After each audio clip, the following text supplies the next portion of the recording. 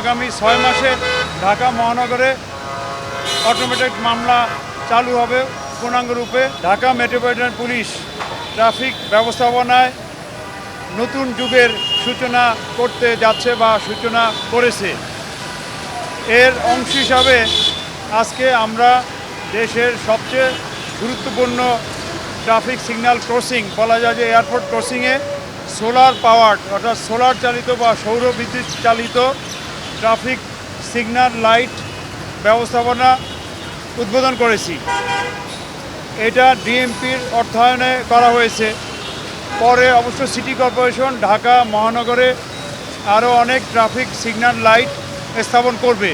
City corporation গত কয়েক মাসে জাহাঙ্গীর গেট থেকে ইন্টারকন্টিনেন্টাল ক্রসিং পর্যন্ত 60টি ক্রসিংয়ে সিগন্যাল লাইট স্থাপন করেছে। এছাড়া গুলশান 1-এ আগে থেকে ছিল, আর গুলশান 2-তেও ঢাকা নর্থ সিটি কর্পোরেশন একটি স্থাপন করেছে।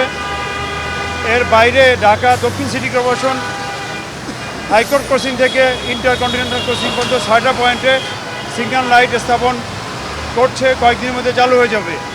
আমাদের ডিএমপির ব্যবস্থাপনায় বা ডিএমপির অর্থায়নে প্রায় 15টা পয়েন্টে ট্রাফিক সিগন্যাল লাইট লাগানো হয়েছে,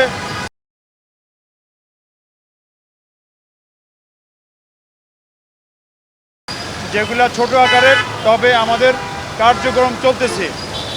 এই প্রায় 30-এর মতো ট্রাফিক সিগন্যাল লাইট পয়েন্টে আমরা ইতিমধ্যেই এআই প্রযুক্তি যুক্ত করে হাই পাওয়ার্ড বা পিটিজেড সিসি ক্যামেরা স্থাপন করে সফটওয়্যারের মাধ্যমে যানবাহনের বিরুদ্ধে ডিজিটাল মামলা বা অটোমেটিক মামলা করা শুরু করেছি গত সপ্তাহ থেকে। এই মামলার কার্যক্রম চলছে। আমাদের বিভিন্ন পয়েন্টে ট্রাফিক সিগন্যাল লাইট লাগানো, সিগন্যাল লাইটের যে পোলগুলো আছে সেই পোলগুলোতে আমরা পর্যায়ক্রমে এআই বেসড সিসি ক্যামেরা এবং সফটওয়্যারের মাধ্যমে সমস্ত গাড়ির সিগন্যাল ভায়োলেশন সহ যথাযথ পার্কিং বা রোড অবস্ট্রাকশন বা উল্টা রাস্তা আসা বা রেড লাইট অতিক্রম করা অথবা স্টপ লাইট ভায়োলেশন করা ইত্যাদির কারণে ডিজিটাল প্রসিকিউশন ব্যবস্থা চালু হবে।